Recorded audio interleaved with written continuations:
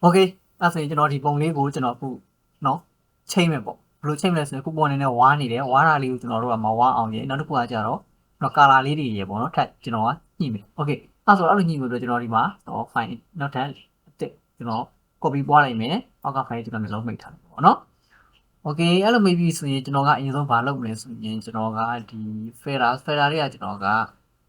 camera raw နဲ့အရင်ဆုံး color လေးတူကိုအရင်ဆုံးဘာလုပ်လိုက်မှာပေါ့เนาะဘာလို့မှလဲဆိုကျွန်တော်က exposure ဒီမှာနည်းနည်းလေးရှော့မယ်ပေါ့နော် contrast လေးကျွန်တော်နည်းနည်းလေးတင်လိုက်မယ်ပြီးရင်ကျွန်တော် highlight လေးနည်းနည်းလေးညှင်လိုက်မယ်ပေါ့ okay အဲ့ဒီ shadow အရေးလေးကျွန်တော်နည်းနည်းလေးရှော့မယ်ပေါ့နော် shadow အရေးရှော့မယ် white အဖြူလေးကိုနည်းနည်းလေးညှင်မယ်ပေါ့နော်အဖြူအောင်လေးတွေကိုကျွန်တော်ရမ်းကြီးလည်းမများတော့ဘူးပေါ့နော်မများစေအောင်ပေါ့ okay အဲ့ဒါပြီးကျွန်တော် black ကိုကျွန်တော်ဒီလိုနောက်ပေါ့နော် black ကိုကျွန်တော်ယူမယ် okay ကျွန်တော်ဒီကောင်လေးနဲ့အဖွင့်ပေးလို့ဒီမဲ့ okay နည်းနည်းလေးပြီးသွားပြီပေါ့နော်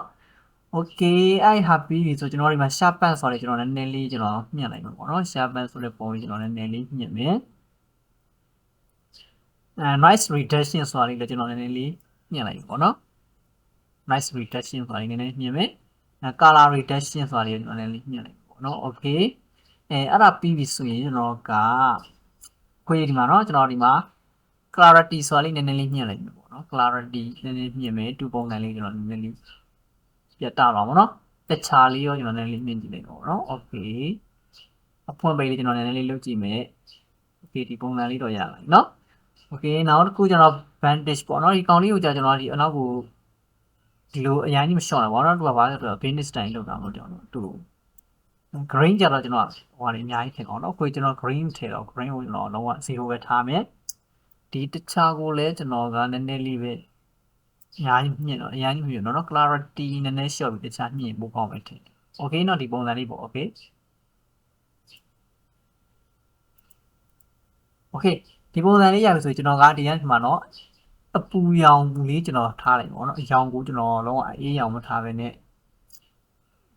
နည်းလေးအပူရောင်ဘက်ကိုကျွန်တော်တွားလိုက်မှာပေါ့เนาะ okay ဒီပုံစံလေးကျွန်တော်ယူလိုက်မယ် okay ဒီပုံစံလေးယူပြီးပြီဆိုရင်ကျွန်တော်က okay နှိပ်ပါเนาะ okay okay နှိပ်ပြီဆိုရင်ကျွန်တော်အပေါ်ပုံနဲ့အပေါ်ကျွန်တော်နှိုက်ရှင်းကြည့်မယ်ပေါ့เนาะဒါအပေါ်ပုံအောက်ပုံ okay ဒီလိုလေးပြီးပြီဆိုတာလေကျွန်တော်ကဒီပုံကျွန်တော် background ဖြတ်လိုက်မယ်เนาะ ground ဖြတ်လိုက်တော့မယ်ကျွန်တော်ဒီမှာ rectangular marquee 2လေးယူပြီးမှကျွန်တော်က select and mark ဆိုတဲ့ကောင်လေးကို click လိုက်မယ်အဲ subject ကကျွန်တော် quantity ဆိုတာရွေးချယ်ထားမှာ subject ဆိုတာလေးကျွန်တော်နှိပ်လိုက်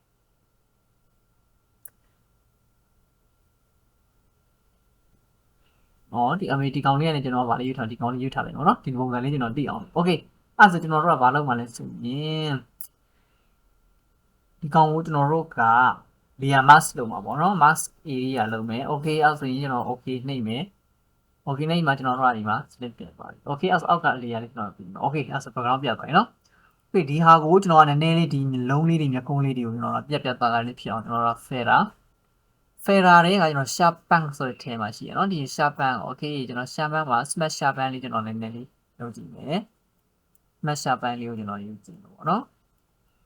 ဒါကတော့အနားဆောင်လေးတွေကိုကျွန်တော်နည်းနည်းညှင့်တာပေါ့เนาะ okay smart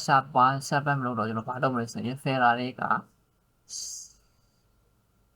sharpen တွေကဒီရိုးရိုး sharpen ပေါ့เนาะ okayဒီကောင်လေးကို select မှာเนาะဒီဘက်ကကောင်လေး select မှာ sorry ပုံကို select မှာအောင်เนาะ ms ကို select မှာအောင်เนาะ okay fader ရဲ့ sharpen နဲ့ smart sharpen ပေါ့ okay smart sharpen ယူပြီးဆိုကျွန်တော်တို့ကမျက်နှာကိုတွားကြည့်မယ်เนาะ okay ကြီးပြီဆိုတော့ amount နည်းနည်းလေးကျွန်တော်တင်လိုက်မယ် radius တင်မယ်နောက်ဒီကောင် reduce noise ဆိုတာလေးကျွန်တော်တင်မယ်ကောင်းလေးပေါ့เนาะ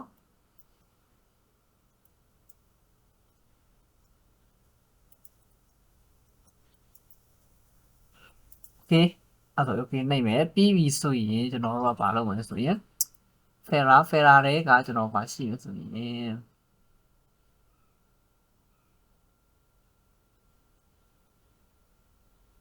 okay ဒီကောင်လေးရတယ်အောင်စင်ကျွန်တော်နောက်ထပ်ဝင်ထိုးခြင်းနဲ့ကျွန်တော်ကလေးရတစ်ခုထပ်ပွားပါเนาะပွားပြီးဆိုရင်ဒီပွားကောင်လေးကျွန်တော်ခဏဘာလုပ်ထားမလဲဆိုရင် layer လေးဖြောက်ထားကြည့်မယ်เนาะဖြောက်ထားပြီးပြီဆိုရင်ဒီကောင်ကိုကျွန်တော်က Fera တွေကနေ blur တွေကနေတော့ကျွန်တော်ကဒီမှာ surface blur ဆိုရင်ကျွန်တော်နည်းနည်းလောက်လုပ်နေပါโอเคနော် surface blur ဆိုရင်ကျွန်တော်ယူမယ်အများကြီးများနေဆိုကျွန်တော်လည်းရှော့မယ်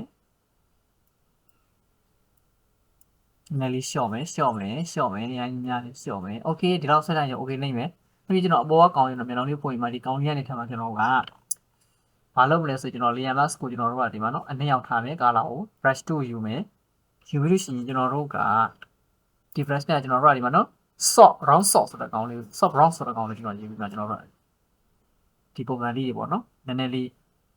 မျက်နှာရည်ဒီအသားကြီးပုံစံကိုကျွန်တော်တို့ညှိလိုက်တာပေါ့နော်ဒါကတော့အကြမ်းမြင်လေးလိုက်ညှိမယ်ဒီလိုလေးညှိမယ် level လေးတွေညှိမယ် okay အပြီးရင်နှာခေါင်းလေးတွေညှိမယ်ပုံစံလေးညှိမယ်ဒီရောက်ကဒီ leg ပုံစံလေးကျွန်တော်ယူမယ်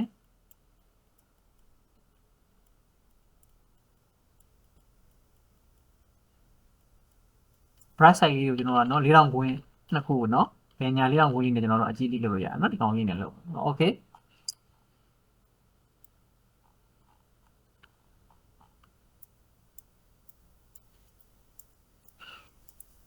ဒါကတော့ကျွန်တော်တို့ကဘာ plugin ဘာ effect မှာလှမ်းမသုံးမယ်เนาะနော် Photoshop တိတန်နဲ့ကျွန်တော်တို့ကဒါပုံနည်းနည်းလေးပြင်လိုက်တာပေါ့เนาะ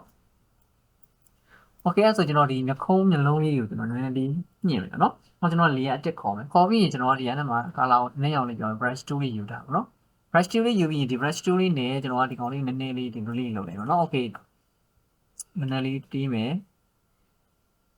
opacity လေးနည်းနည်းလျှော့ပါเนาะ okay ဒီလိုလေးကျွန်တော်ယူလိုက်မယ်ပေါ့เนาะဒီပုံစံလေးကိုယူလိုက်မယ်ဒီမှာလည်းဒီပုံစံလေးကိုဒီထားတယ်เนาะပြီးမှကျွန်တော်တို့ဟောလုပ်မယ် okay ဒီမှာလည်းမျက်လုံးလေးကိုကျွန်တော်တို့ကဒီလိုလေးယူမယ်ယူပြီးရင်ကျွန်တော်တို့ကနည်းနည်းလေးเนาะပုံစံလေးကိုဒီလိုလေးယူမယ်ယူပြီးရင်ကျွန်တော်တို့ဒီကနေမှာ soft light ဆိုလေးကျွန်တော်တို့ပြောင်းလိုက်မယ်เนาะ soft light ဆိုတာလေးเนาะဒီ soft light ဆိုလေးယူပြီးဆိုရင်ကျွန်တော်တို့ကဒီနှာခေါင်းလေးမှာလည်းဒီပုံစံလေးကျွန်တော်တို့ယူမယ်ဒီဖက်လေးတွေမှာလည်းဒီပုံစံလေးနဲ့ပေါ့နော်နည်းနည်းလေးမြင့်တဲ့ပုံစံမျိုးလေးပေါ့ဗျာ